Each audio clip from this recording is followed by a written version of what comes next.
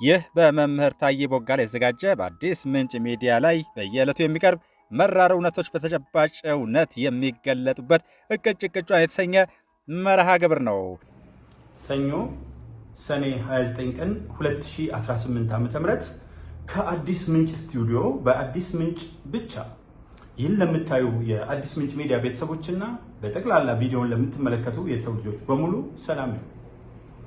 ከዚህ በማስከተል በዛሬው ዕለት የማቀርበው ርዕስ የመለስ ዜናዊ ሌጋሲዎች፣ ሌላ ርዕስ ልናወጣለት እንችላለን። የመለስ ዜናዊ ሌጋሲዎች ከደደቢት እስከ ዛሬ ድረስ ያለውን ሌጋሲ ነው የምናነሳው። ይሄ ያለ ምክንያት የሚነሳ አይደለም። መለስ ዜናዊ ያልፋል። ሰዎች በህይወት ዘመናቸው መልካምም መጥፎም ሰርተው ያልፋሉ። እነዚህ ሌጋሲዎች ተብለው ይገለጻሉ። በተለይ የመለስ ዜናዊ ሌጋሲዎች ለማንሳት ያስፈልገበት ምክንያት እንደምታዩት መለስ ዜናዊ የሚል የፌስቡክ ገጽ አለ። እንደገና ደግሞ መለስ ዜናዊ ያለማቋረጥ የሚያደንቁ ብዙ ተቃዋሚዎች አሉ። የህወሓት አፋሽ አጎንባሽ የሆኑ በአሁኑ ሰዓት መንግስትን በመጥላታቸው ብቻ የብልጽግና ፓርቲ በመጥላታቸው ብቻ ወይም ብሔረሰብና ሃይማኖትን ከመጥላት በመነጨ የመለስን ስብዕና ለመገንባት ወይም ፐርሰናሊቲ ከልት ለመፍጠር የሚደረግ ጥረት አለ። ኢንፋክት ፐርሰናሊቲ ከልት በጣም የሚጠቅመው በህይወት ሳሉ ነው። ስለዚህ ነው ሌጋሲ የሚለውን ርዕስ የመረጥ ነው። እና መለስ ዜናዊ ምንድነው ለኢትዮጵያ ያበረከተው እስከ ዛሬ ድረስ ያለው ነገር ምንድነው ስንል መለስ ዜናዊ ከመጀመሪያው እስከ መጨረሻው ድረስ የመጀመሪያው ሌጋሲ የሀገር ፍቅር ስሜት ማሳጣት ነው። አይታችሁ እንደሆነ እሱ የሚመራው ፓርቲ ቲፒኤልኤፍ ትግራይ ፒፕልስ ሊበሬሽን ፍሮንት ህዝባዊ ወያነ ሓርነት ትግራይ የትግራይ ህዝባዊ ነፃ አውጪ ግንባር። ተመልከቱ፣ እስከ መጨረሻው ድረስ ነፃ አውጪ የሚለውን አልተወም። እንግዲህ አንድ ፓርቲ ሀገር እየመራ ራሱ እንደፈለገ የሚፈልጥበትና የሚቆርጥበት አመራር መስርቶ ነፃ አውጪ የሚለውን ስም ያለመተው ትልቁ ምክንያት አሁንም ዛሬም ነገም ተከታታይ ትውልድ የመገንጠል ስሜት ደግሞ ሀገርን ከመጥላት ይመነጫል።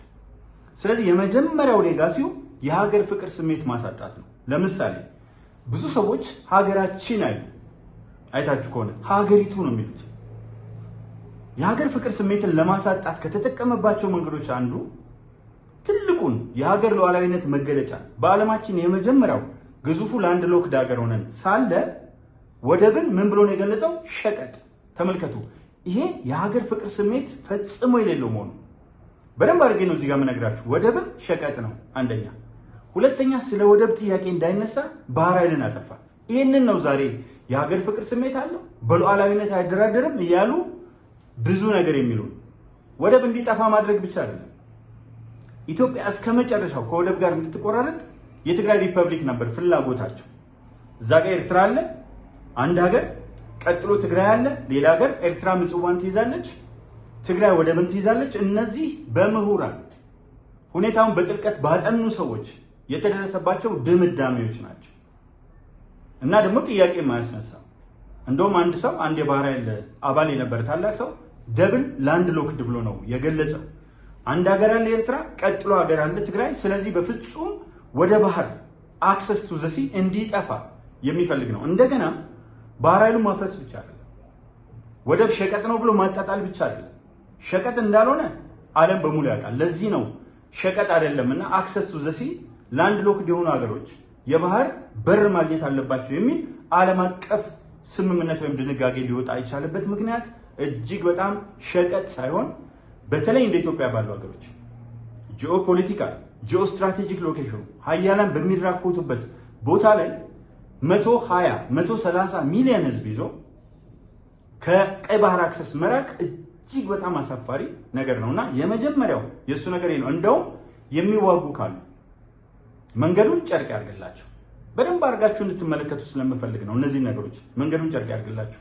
አንደኛው ነገር እሱ ያበረከተው ሌጋሲ የሀገር ፍቅር ስሜት። ሀገሪቱ ነው የሚለው ኢትዮጵያ የሚለውን ስም አይጠራም። ኢትዮጵያ የሚለውን ስም ይጸየፋል። ይሄን እኮ እናውቀዋለን። እሱ ብቻ አይደለም፣ የሀገር ፍቅር ስሜት እንዲጠፋ ሰንደቅ ዓላማ ሲወጣና ሲወርድ ማንኛውም ሰው አይቆም፣ እንደፈለገ ነው የሚሄደው። የሀገር ክብር ነው። የትኛውም ቦታ ብሔራዊ መዝሙር በሚዘመርበት ጊዜ ዜጎች ይቆማሉ። በዚህ በኩል ደርግ ይጠቀሳል ሁልጊዜ። በቃ የፈለገ አምባገነን ይሁን የፈለገ እንትን ይሁን በሀገር ፍቅር ስሜት በሉዓላዊነት የተጠቀመበት መንገድ በጣም ኋላ ቀር አምባገነን መሆኑ እንደተጠበቀ ሆኖ ግን ቢያንስ በምንም ተአምር አይወዳደርም። አሁን ሀገርን የመውደድ ፍቅር በአንድ ብሔር አይደለም በ80ውን ብሔረሰብ ተፈጥሯል። አሁን ሌጋሲውንና እዚህ ጋር እነሱ እያነጻጸሩ የሚሰሩትን በደንብ ማየት ስለሚያስፈልግ ተመልከቱ።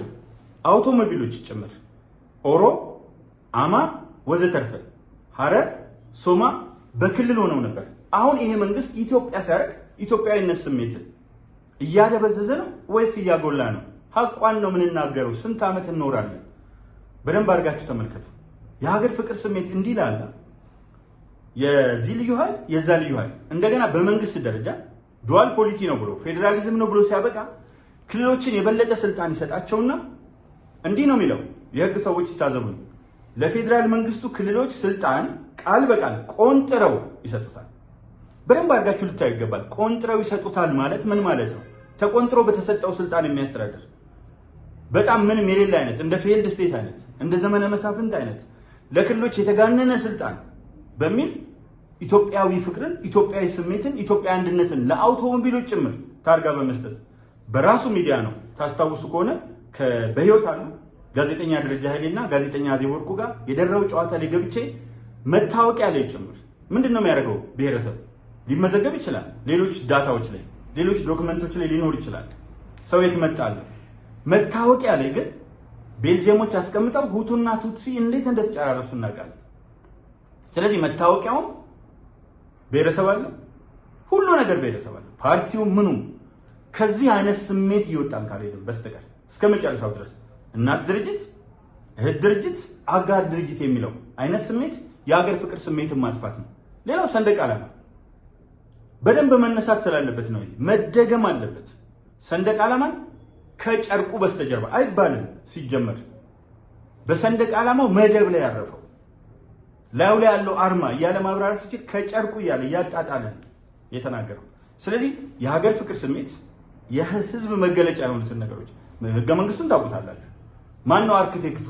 ማንም ያውጣው። የመጨረሻው አርኪቴክት ቢሃንድ ድራፍት ኮንስቲቱሽንም ሆነ ምንድነው ኢንዶርስ የሆነ ኮንስቲቱሽን ላይ ስትመጡ የ1987 እኛ የኢትዮጵያ ብሔር ብሔረሰቦችና ህዝቦች ባለን የተዛባ የታሪክ ግንኙነት እነዚህ በሙሉ የሀገር ፍቅር ስሜትን ለማጥፋት ታሪክን እንድንጠላ ታሪክን ስህተት ካለው ይታረማል አለው።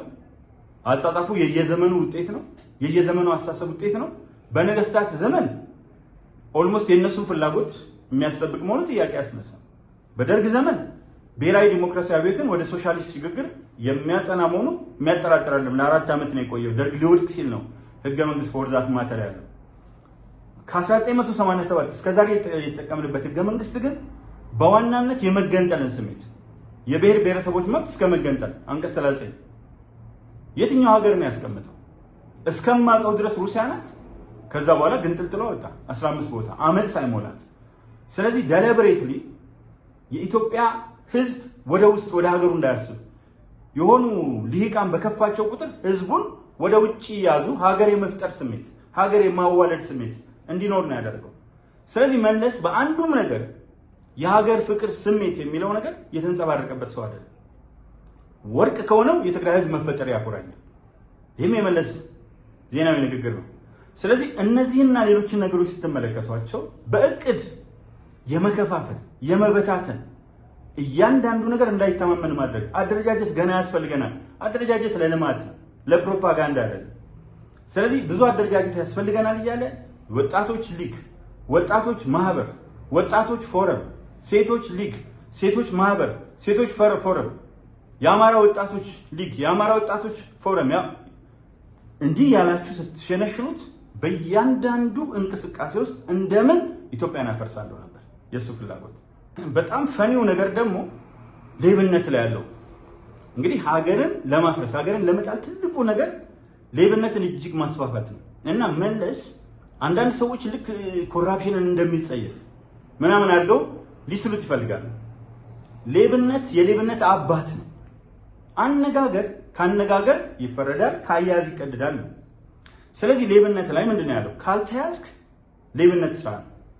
ካልተያዝክ ካልተደረሰብህ ኦኬ አይ አይደለም መለስ ስለ ሌብነት ምንም እንደውም ጸረ ሌብነት አቋም አለው ካላችሁኝ ሌብነት ስር የሰደደው ኢትዮጵያ ውስጥ በደርግ ነው። በኃይለ ሥላሴ ይሄ የመሬት ከበርቴና ጭሰኛ በሚል ዘረፋል ፊውዳላዊ ስርዓት በሰሎሞናዊ ስርወ መንግስት ጭምር ይሄ ሲሶ አራሽ እኩል አራሽ እርቦ እየተባለ ይወሰዳል። ይሄ ስርዓት የተነገገው ዝርፊያ ነው። ግን ሌብነትን በየመስሪያ ቤቱ በየሁኔታው የከተተው ደርግ አይደለም፣ ህወሓት ናት። ህወሓት ምን ማስረጃ አሯሯጠኝ? ከባለቤቱ በላይ የለም። የመለስ ዜናዊ ባለቤት የቀድሞዋ የጠቅላይ ሚኒስትር ሚስት ወይም ቀዳማዊት እመቤት የቀድሞዋ አዜብ መስፍን ዩጋንዳ ውስጥ ስንት ነው ያላት ሀብት? ስንት ካምፓኒ ነው ያላት? ካምፓኒ ሄዳ ሰው ሀገር ትመራለች። መስረቅ ብቻ አይደለም፣ ሀገራቸውን ስለማይወዱ የዘረፉትን የሚያስቀምጡት በተለያዩ ሀገሮች ነው። በትንሹ ዓለም አቀፍ ዳታዎች እንደሚያሳዩት ከ50 ቢሊዮን ዶላር በላይ በልተዋል። ትልቁን ከእናቶች መቀነት ከዚህ በላይ ሌብነት የለም። ከእናቶች መቀነት የተፈታውን ገንዘብ ሜቴክ ዘርፎታል። ሜቴክ በሰፊ ቁጥር ዘርፎ እንዳያልቅ አድርጎ የተሰበሰበውን ባንክ አራቅቶ የሀገራችንን በጀት በአብዛኛው ከግማሽ በላይ የሀገራችንን በጀት ዕዳ እንዲከፈል አድርጎ ሌብነት እንዲንሰራፋ የሌብነት አባት መለስ ዜናዊ። እኔ ለዚህ ምህረት የለኝም። መነገር ያለበት ነገር ይነገራል። ምክንያቱም አይታችሁ ከሆነ ብዙም ስለ ትላንቱ ለማንሳት ትላንቱን መኮንን ፈልገን አይደለም። ግን ዛሬ ባለው ሁኔታ ላይ ሌብነትን እዚህ መዲናችን አዲስ አበባ ላይ ክብርት ከንቲባ አዳነች አቤቤ እያንዳንዱን ስራ ተሰርቶ የመጡትን ውጤቶች አይታችኋል። ማየት የማይፈልግ በጥላቻ የታጀለ ሁሉ ጊዜ ማቃቂር ያወጣል። ቀበና ሲሰራ አቃቂር፣ አድዋ ሙዚየም፣ የተማሪዎች ምገባ፣ የህዝብ ምገባውን 30ኛው ተከፈተ።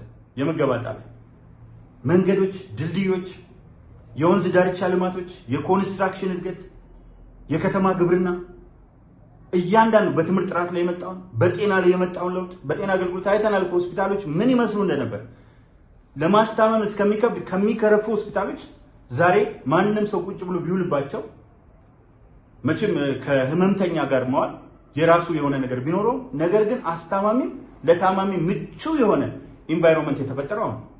የህክምና መሳሪያ ወዘተርፈ። ስለዚህ በአጠቃላይ ስንመለከት ሌብነት ከታች ቀበሌ አደረጃጀት እስከ ላይ ፌዴራል አደረጃጀት ድረስ ዋናው የምገልጽላችሁ ምግበይ ነው። ሰሉት ምግበይ ደንበኛ ዘራፊ ነው።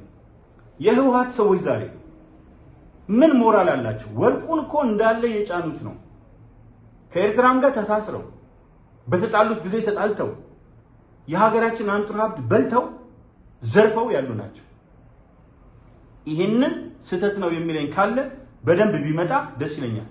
ሌላው የመለስ ትልቁ እንትን ወሬ ነው። በቃ ቲዮሪ። ምንም እኮ ልታሳዩኝ የምትችሉት ነገር የለም። ከዚህ ተነስተን እዚህ ደረሰን የምትሉት ነገር የለም። ሀብት ያላቸው ሰዎች አልነበሩም ይሉኛል። ሀብት ያላቸው ሰዎች አልነበሩም። በደርግ ግን ጉብላክ ነበረ። ኦኬ፣ የትመን ነበረ፣ የት ኖራ ነበረ። አምቦ ላይ ያለ የመሳሪያ ፋብሪካ ነበረ የሀገር ሉዓላዊነትን ለመጠበቅ። ሀርዱ ከበፊት የመጣ የቀጠለ ነበር። ዋዱ ነበር የወላይታ እርሻ ልማት ድርጅት ሀርዱ ካዱ ነበር። ስለዚህ በጣም በርካታ የሆኑ የልማት ድርጅቶች ነበሩ በደርግ ጊዜ። ብዙም የተጀማመሩ ነገሮች ነበሩ። ሲመጣ እነዚህ የአምራቾች የህብረት ስራ ማህበር፣ የኩታ ገጠም ወዘተርፈ ብለን አንድ ላይ የምናሳድገው አይነት የአምራቾች የህብረት ስራ ማህበር ነበር። የመሰረተ ትምህርት አገልግሎት ነበር። የትምህርትን ብርሃን ለማምጣት በርካታ ፍላጎቶች ነበሩ። ስለዚህ ከግለሰቦች ከካፒታሊስት ኮንሴፕት ብቻ ከተነሳን እርግጥ ኮምፒቲሽንን ያዳክማል ወዘተርፈ፣ ግን እሱ የጣለለት እርሾ ነው ወደዚህ ጋር የመጣው። እነዚህ ግን እርሾ ጥለው እኮ አለ ዕዳ ጥለውብን ሄዱት። ዕዳ የተለያዩ ፓርቲዎች የተለያዩ ነገሮች ደርግ ነበረው 17 የታጠቁ ድርጅቶች፣ እነዚህ የፖለቲካ ድርጅቶች እንዲጠፉ አልሰራም። ስለዚህ ሌብነት መልክ ኖሮት በአካል የተንቀሳቀሰበት ጊዜ ቢኖር የ27ቱ የህወሓት ዘመን በኮንትራባንድ ሶማሌ ክልል እንደ ጉድ ተዘርፏል። እንደ ጉድ በኮንትራባንድ እድገት ግን የለም። ጋምቤላ እርሻውን የተቀራመቱት እነማን ነበረ? ከነዝርዝሩ እኮ ወጥቷል አለ። ከነዝርዝሩ እነማን ናቸው? የህወሓት ኢምፓየር ነበር። ኮንስትራክሽኖች ምናምን ተብለው ያሉት ለማን ነበር የሚያገለግሉት? በዋናነት ፋብሪካዎች የት አካባቢ ነበር የሚተከሉት? ዩኒቨርሲቲዎች የት አካባቢ ነበር የሚስፋፉት? አዳሪ ትምህርት ቤቶችን በበለጠ በማውጣት እነማን የተሻለ ኤሊት እንዲሆኑ ለማድረግ ሰርቷል። ስለዚህ ሌብነቱ መዋቅራዊ ሌብነት ነበር፣ ከስር እስከ ላይ ድረስ በኔትወርክ የሚሰራ ነበር። እንደውም የሚቃረኑ ሰዎችን አንድ ላይ ሌቦች ተሰብስበው ሌባው ደነኛውን እየገመገመ የሚያስወጣበት ሲስተም ነበር። ስለዚህ አንዱ ደግሞ ከዚሁ ጋር ከሌብነት ጋር አብሮ ፕሮፓጋንዳ አንስቻለሁ። ቲዮሪ ንድፈ ሐሳብ ሴቶች ይላቸዋል መብታቸው እንዲህ እስካላስጠበቅን ድረስ ግማሽ የሆነውን የህብረተሰብ ክፍል ጥለን እድገት አናመጣም። የት አሉ ታዲያ ሴቶች? ስልጣን መለስ ስለ ሴቶች መብት በጣም ብዙ አውጥቷል። ባለቤቴ መሳሪያ ያላት እሳት የሚተፋ ነገር ቤቷ አለ። መብቷን እሳት በሚተፋ ነገር ታስከብራለች። ሉክ አሁን ሚስቶች መብታቸው ማስከበር ያለባቸው ጦረኛ አመለካከት ነው ያለው። ባለቤቴ ታጋይ ናት፣ እሳት የሚተፋ ነገር አላት፣ ስለዚህ መብቷን ታስከብራለች ቤቴ ውስጥ። ስለ ቤት አይደለም እያወራን ያለ ነው። we are talking about ሀገር፣ ስለ ሀገር ነው የምናወራው። ስለዚህ በሀገር ደረጃ የት አሉ ሴቶች? የት አለ ተሳትፏቸው? ስንት ሚኒስትሮች ነበሩ? ከንቲባ፣ ፕሬዚዳንት ሴት አይተን እናውቃለን። ለመጀመሪያ ጊዜ ከንቲባ ያየነው ሴት አሁን፣ ለመጀመሪያ ጊዜ ክልል ፕሬዚዳንት ሴት ያየነው አሁን። በሰፊ ቁጥር ሴቶች ሙስሊሞች መብታቸው ካልተጠበቀ ምናምን ይላል ሃይማኖት ምናምን። መጅሊሱን ግን በስነ ስርዓት ከፍሎታል። ብቻ ሳይሆን መስጊድ እየገባ ሾርት ሜሞሪ ላለ ነገር አለው። መስጊድ እየገባ አይደለም። ኡስታዞች እንዳለ ታስረዋል። ጂሃዳዊ ሐረካት እየተባለ ኢራቅን እንደ ባግዳድ እየተባለ ስም እየተሰጠ ኡስታዞች ማረሚያ ቤት ነበሩ። መስጊዶች ውስጥ ገብተው ይፈተፍት ነበር። ምርጫ ቀበሌ ውስጥ ይካሄድ ነበር። የመጅሊስ ምርጫ ምን አገባው? ቀበሌ ውስጥ ወረዳ ውስጥ አልተከናወነም። ልትዋሹኝ ነው? ስለዚህ መጅሊሱን የሚመርጠው ህዝበ ሙስሊሙ ቦታው ላይ እንጂ በካድሬ ምርጫ አይደለም። እስከ ምርጫ ድረስ እኮ ገብቷል። ሾርት ሜሞሪ ካላችሁ ድብና አድርጌ ልነግራችሁ እፈልጋለሁ። ኦርቶዶክስ ቤተክርስቲያን ንግባ ፓትሪያርክ ሀገር አባሯል። ሲኖዶሱን ለሁለት ከፍሏል። ሲኖዶሱን መክፈል ብቻ አይደለም ስለማትፈልጉ እንጂ እንደዚህ ሲነገር መለስ የሚፈልገውን ጳጳስ ነበር የሚሾመው። በቃ በዚህ መልክ ሲነገር አትፈልጉም፣ ይገባኛል። ግን ሰው ጠፍቶ አይደለም ከኢየሩሳሌም ጳጳስ የመጣው። ሰው ጠፍቶ አይደለም ታጋይ መጥቶ የተቀመጠው። እንነጋገር ካለን እኮ የነ አርአያ ተስፋ ማርያም ጽሁፎች አሉ በደንብ የሚያሳዩ ቤተ መንግስት ማን ነው ቤተ ክህነት እንዴት ይዘረፍ እንደነበር። የላሊበላ ገቢ ከላሊበላ ፍልፍል አብያተ ክርስቲያናት የሚገኙ የት ነበር የሚሄደው? የት ነበር? እንነጋገር። የቅዱስ ዑራኤል እዚህ አዲስ አበባ ገቢ የት ነበር? ማን ተዋወቅ አደረጋችሁት? ስለዚህ ፕሮፓጋንዳው ይነዛል፣ ይወራል፣ ማአት ነገር፣ መሬት ላይ ግን ጠብ የሚል ነገር የለም። ስለዚህ ወሬ ነበር የሚያበላል፣ ወሬ ነበር የሚመግበን። የታለ? አሳዩኝ። ሰው መጥቶ የሚያያቸው ቦታዎች፣ የሚጎበኛቸው ቦታዎች አሳዩኝ። እስቲ አሳዩኝ። አውጡና ታዬ ተሳስተሃል፣ እነዚህ ቦታዎች በቱሪዝም እዚህ ደርሰን ነበር፣ ከዚህ ተነስተን እዚህ በሉና አሳዩኝ የቱሪዝም እድገት። እኔ ግን አሳያችኋለሁ የቱሪዝም እድገት በሚሊዮኖች በአመት ቱሪስቶች እንደሚመጡ ላሳያችሁ ይችላል። ታሪክም ምናምን ማነው ታሪክን እውነት ያከበረው? ከአድዋ ሙዚየም ጀምሮ የነገስታቱን ግንብ፣ የጀጎልን ግንብ፣ የጅማ አባጅፋርን ቤተ መንግስት እያንዳንዱን ወተን እንነጋገር። ሀቅ ከሆነ ይሄ መንግስት አሁን ያለው ቱሪዝምን፣ ታሪክን፣ ቅርስን በተሻለ ደረጃ የጠበቀ መንግስት ነው። ሌላው መለስ የስድብ የማንጓጠጥ የመናቅ አባት ነው። ማህበረሰብን እንደ ማህበረሰብ መስደብ ዛሬ ቲክቶክ ላይ፣ ፌስቡክ ላይ፣ ዩቲዩብ ላይ ላሉ ስድቦች አባት መለስ ነው። በደንብ አድርጌ ልንገራችሁ። ህዝብን እንደ ህዝብ እኮ መስደብ የተጀመረው በመለስ ነው። ትምክተኛ ማን ነው እንደዛ ብሎ ህዝብን የሰደበ? አማራው ትምክተኛ ነው። ኦሮሞ ጠባብ ነው፣ ሲፋቅ ውስጥ ኦነግ ነው። ደቡቡ አጠቃላይ ደቡብን ህዝብ አንድ ላይ ጨፍልቆ የስብና መሸርሸር አለበት ያለው ማን ነው? ስድብን ያስተማረው ምሁሩን ዋልጌ፣ ወጣቱን የጎዳና ነውጠኛ፣ ምሁሩን የቀለም አብዮተኛ፣ ኪራይ ሰብሳቢ፣ ከኛ አመለካከት ውጭ ያለ ኪራይ ሰብሳቢ ነው እያለ ህዝብን እንደፈለገ ሲያዋርድ የሚከርመው ማን ነበር? በፈለገው መንገድ የሚሳደበው በጣም በሚገርም ሁኔታ ህዝብን የሚያናንቀው ማን ነበር? ህዝብን የሚያጣጥለው ማን ነበር? የዘመናት ታሪክን ያበላሸው አማራው ነፍጠኛ ነው እያለ ያስቀመጠው ማን ነው? እሱ አይደል? የአማራ ኢምፔሪያሊዝምን መታገል ብሎ የጻፈው እሱ አይደል?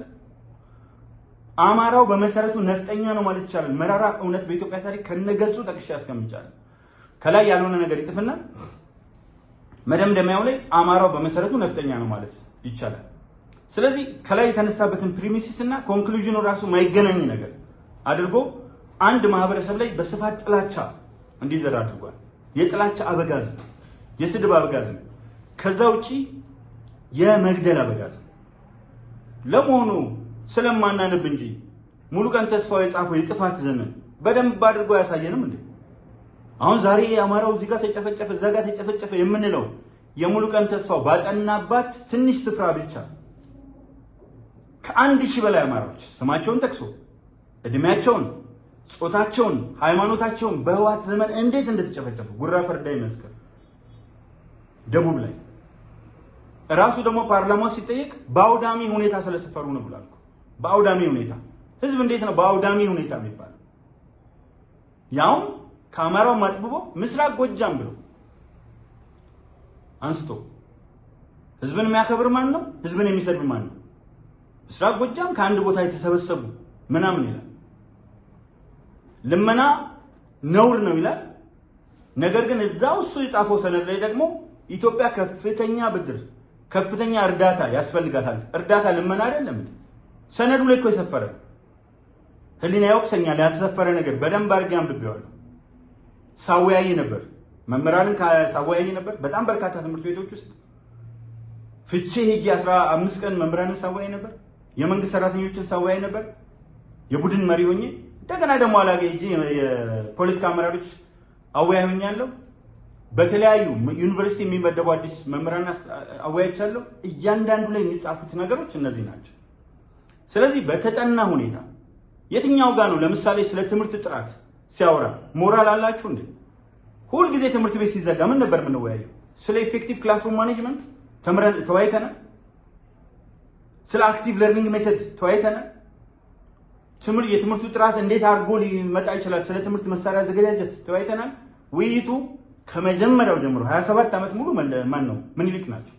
ምኒልክ ተነስተው ይመሩ ይመስል የትምህርቱን ጥራት ያመጡ ይመስል መምህራን ተሰብስበው ስለ ምኒልክ መወያየት፣ ጥላቻ፣ የኦሮሚያ መምህራን ለብቻ፣ የሆነ መምህራን ለብቻ። ኢቭን ስብሰባ ውስጥ ስንገባ አንድነታችን እንዲጠፋ የኦሮሞ የሆናችሁ እዚህኛው አዳራሽ ግቡ፣ የአማራ እዚህኛው አዳራሽ ግቡ፣ የትግራዋይ ተጋሩ እዚህ ጋር ግቡ፣ እንደዚህ ተብሎ እያንዳንዱ ላይ የመከፋፈል ስሜት በእያንዳንዱ ስብሰባ መምህራን ነን።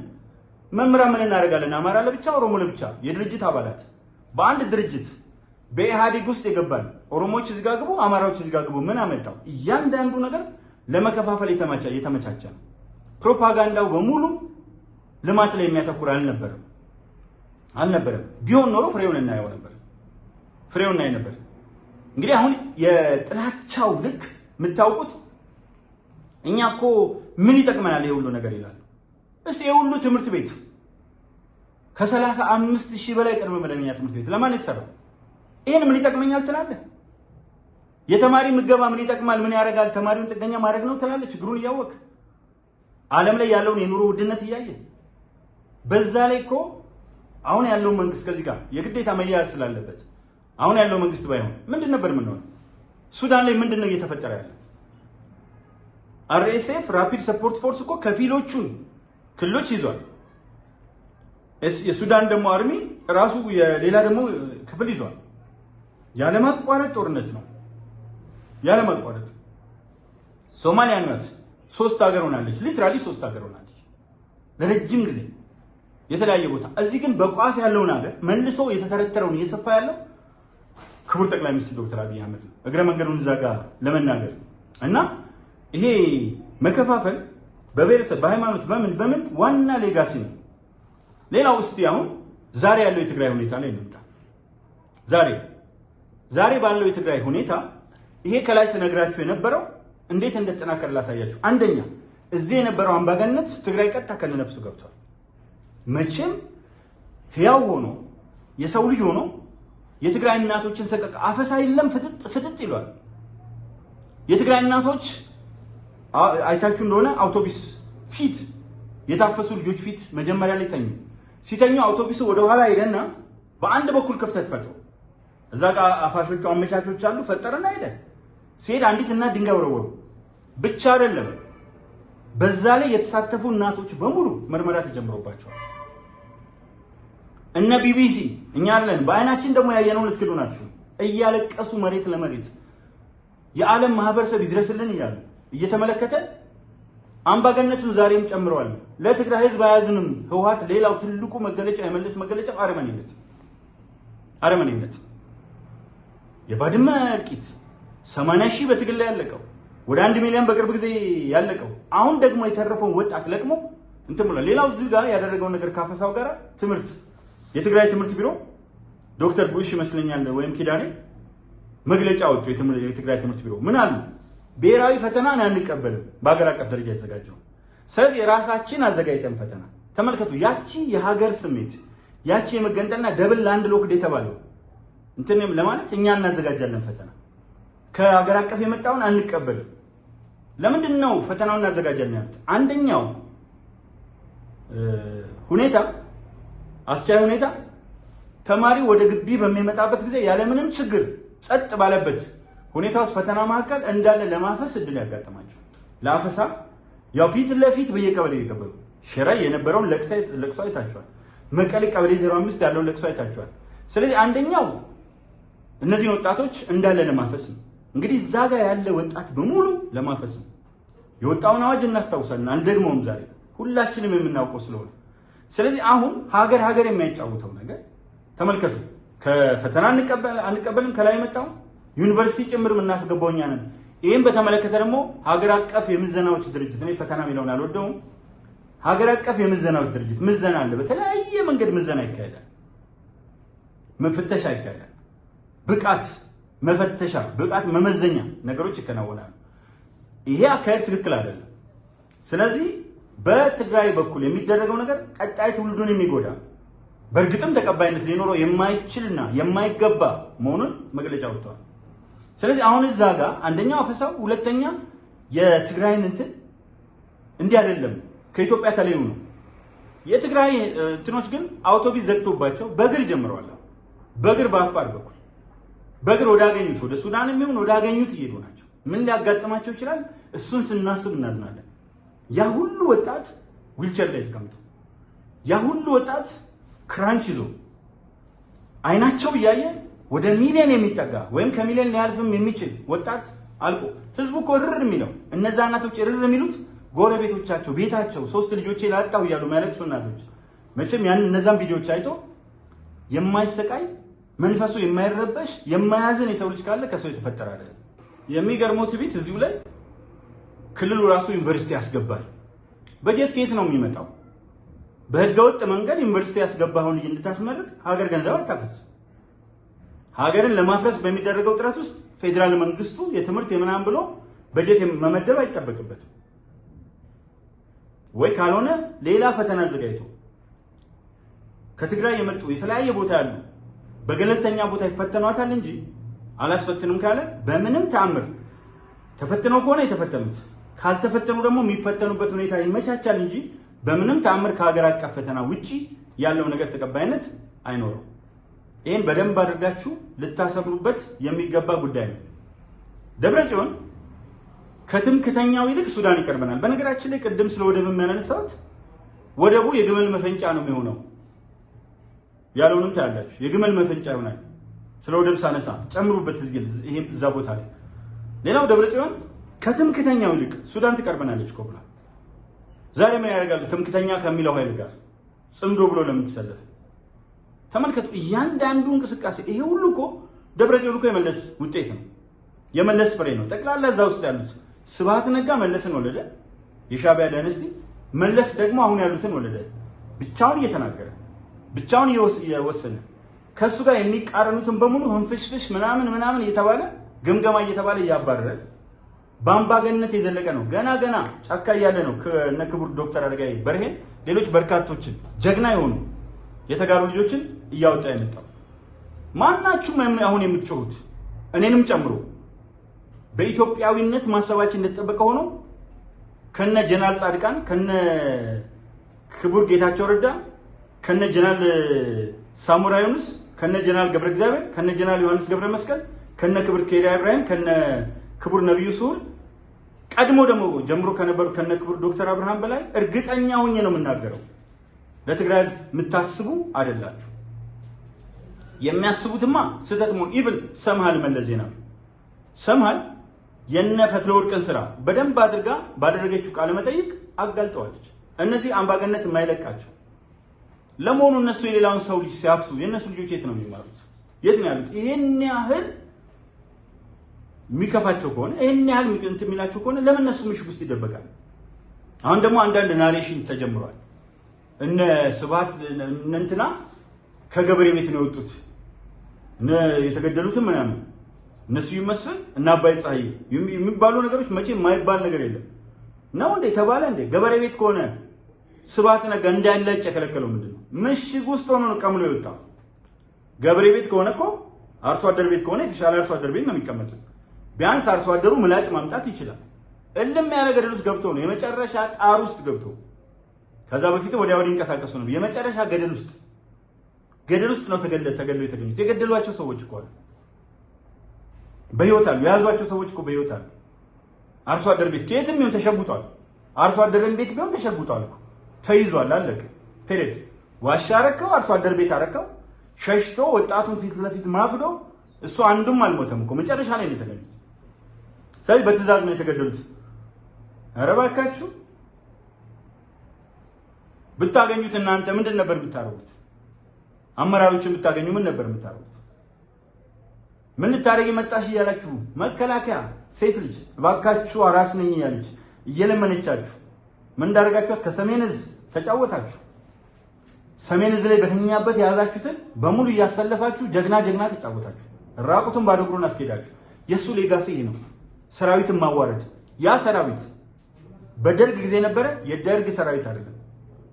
የደርግ ሰራዊት የምትሉ የተረገማችሁ ነው።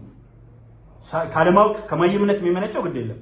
በደርግ ዘመን የነበረ የኢትዮጵያ ሰራዊት አታቃል። ሰራዊት ዝቅ አታደርግ። ሰራዊት ሁልጊዜም ሰራዊት ነው።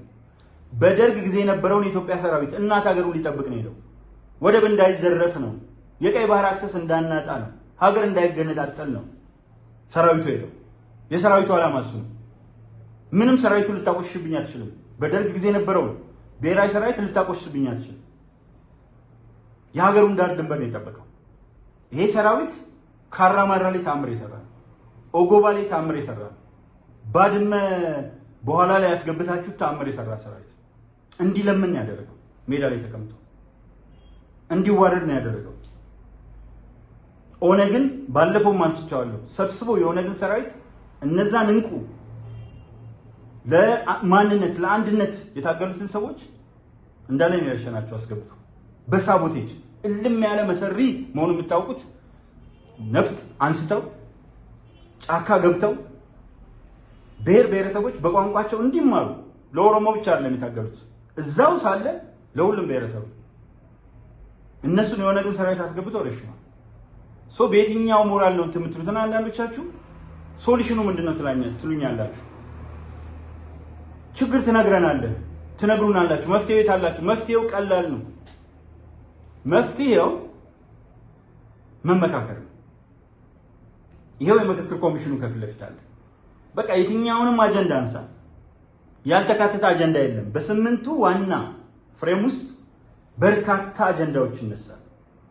ስለዚህ በእነዚህ አጀንዳዎች ውስጥ እኛ እንዴት አድርገን በእኩይ የሚሆን በምን ሀሳብ እናሸንፋለን ሳይሆን ብዙ ምሁራን የሚያነሱት ነው፣ እንደምን ከድሮ በተሻለ ሁኔታ እንኖራለን፣ እንደምን ከድሮ ይልቅ ለተከታታይ ትውልድ መሰረት እንጥላለን፣ እንደምን ለረጅም ጊዜ ሲሰራብን የነበረውን አፍሪካውን ጭምር ኢትዮጵያን በተለይ የተደረገውን የመከፋፈል ሴራ አጥፍተን በወንድማማችነት በትማማችነት በሀገር ፍቅር ስሜት እንዴት አብረን እንቆማለን።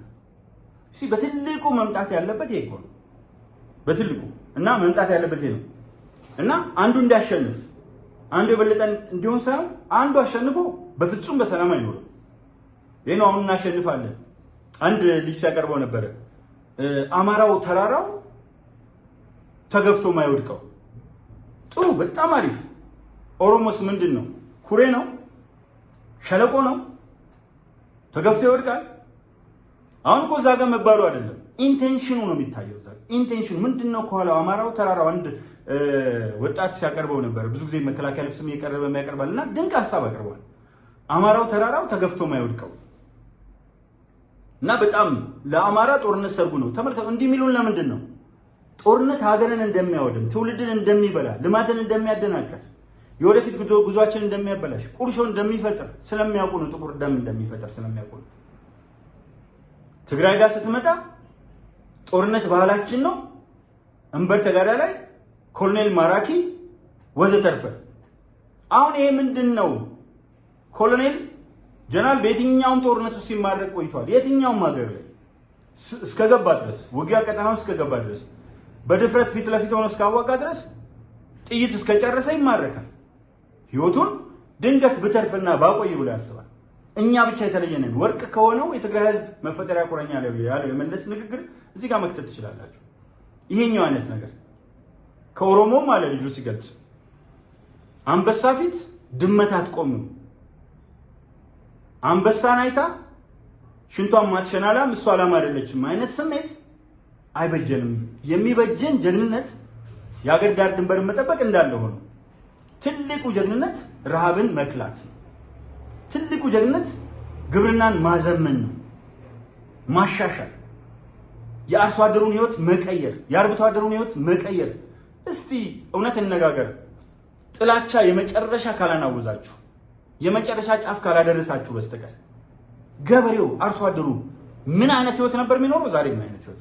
እስቲ የእውነት ከጥላቻ ነፃ ሁኑና እዚህ ውስጥ ያለውን የተተበተበ የሸረሪት ድር በጥሱና ትላንት ነው ዛሬ ነው አርሶ አደሩ የታየው። አርሶ አደሩ የኢትዮጵያ ህዝብ አይደለም? ሶማሌ፣ አፋሩ፣ ጋምቤላው፣ ቤንሻንጉል ጉሙዙ፣ ቦረና የኢትዮጵያ ህዝብ አይደለም? ምን አይነት ኑሮ ይኖር ነበር 80% የኢትዮጵያ ህዝብ? አሁን ምን ለውጥ መጣ? የሚታይ ስለሆነ አልተነተልልም። በቪዲዮ ማቅረብ ይቻላል አቀናብሮ። ኦኬ፣ ከተሞች ውስጥ ምን ለውጥ መጣ? ይሄን እንቀጥልበታለን። ፈጣሪ ኢትዮጵያን አትረፍርፎ በሙላት ይባርክ። እጅግ በጣም አከብራቸዋለሁ፣ እጅግ በጣም ወዳቸዋለሁ። ግዴላችሁም እንመካከር። በመመካከር የማንፈታው ነገር የለም። ለአንድ ብርቱ ሁለት መድኃኒቱ። ድር ቢያብር አንበሳ ያስር። ስንተሳሰር ትልቅ ደረጃ እንደርሳለን። ለዚህ ነው አሜሪካኖች ዩናይትድ ዊ ስታንድ ዲቫይድድ ዊ ፎል፣ አንድ ከሆንን እንቆማለን፣ ከተከፋፈልን እንወድቃለን የሚሉት። ታዬ ቦጋለ አረጋ ኢንመደሶዳ ነበርኩ በጋዜጠኛ ውብሸት ታዬ ሚዲያ። እስካሁን አብሬያቸው ቆየሁት። በሌላ ፕሮግራም እስከምንገናኝ መልካም ጊዜ፣ ሰላም።